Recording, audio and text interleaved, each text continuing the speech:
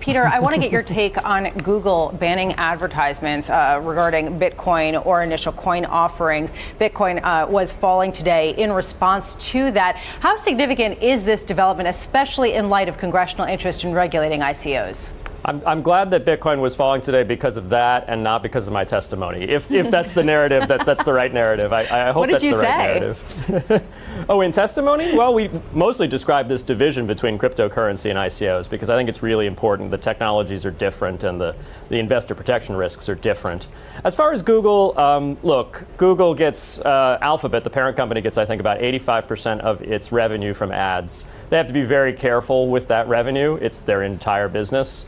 And I think if they feel prudent to remove certain ads from their platform because it hurts their ability to get people to buy ads on the same platform, that's their business. You know, they run their platform. They're centralized, if you will. Decentralized Google might be a different story, and maybe that's coming down the road. Maybe there's an ICO for it. Peter, a lot of the discussion about ICOs has concerned this question of where they fit within the rubric of securities law. Right. However, there was recently a letter from a Treasury official that took another area of concern on them, and that had to do with the question of whether issuers of them risk running afoul of anti-money laundering laws.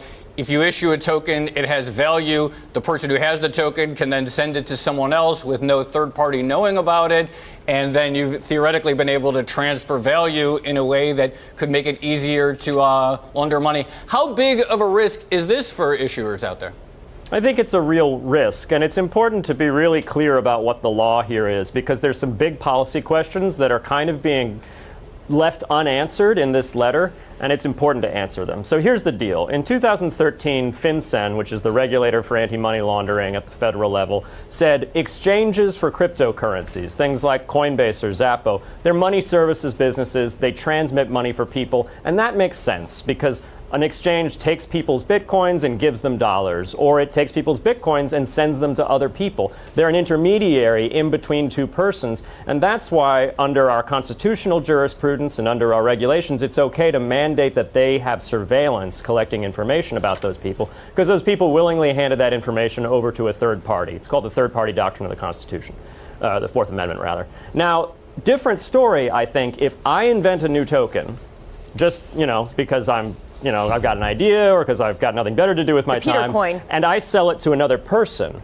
then there's no intermediary, there's no third party, there's just me and another person. So calling me a money transmitter because I'm engaged in a person-to-person transaction, to me, is an overreach, both constitutionally and from an interpretive standpoint as far as the Bank Secrecy Act and the anti-money laundering rules. I want to go back to what Lisa mentioned about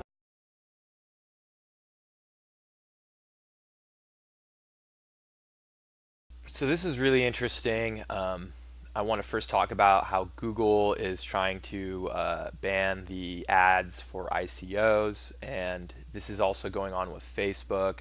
And I think for now, because it's not properly regulated, I know that they like to make a lot of money, but unfortunately people are getting scammed. And a big example of this that I want to bring up is the BitConnect. BitConnect made so much money, and who was pushing BitConnect? Who helped BitConnect make a lot of money?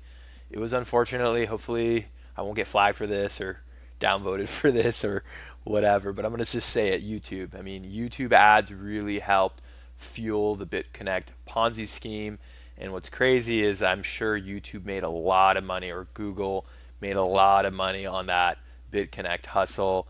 And now, that BitConnect is gone. There's plenty of, new ads coming out for ICOs. And even though there might be regulations coming to kind of help regulate it, there's still ways around it. And if you haven't had a chance, go through my channel. An easy way for an ICO to get around this and not be considered a security is either, consider it as a currency, or what's even easier is say that, this is not even, a share. This is like a gift basket or an offering memorandum or whatever. And if you consider it like that as like a gift or just, a bobblehead that you would get for going to like a baseball game, if they do that, then you're not really protected. And this idea of like, oh, you're exchanging money, the ICO could easily argue and be like, no, this is just a gift that we gave for you donating. I mean, if the ICO is smart, they're going to have to consider all their investments not investments. Just call it a donation. You get a little bobblehead, which is digital, and you can still get around it. So just be really careful if you're going to do ICOs. Read through the contract, read through the papers, and if you are going to be doing it, go through YouTube. There's plenty of channels, not just mine, that will give you information so you can learn more about the securities laws, so you protect yourself and that you hopefully don't get scammed. But let me know what you guys think about this. Would love to hear your comments on this, and I'll talk to you guys soon.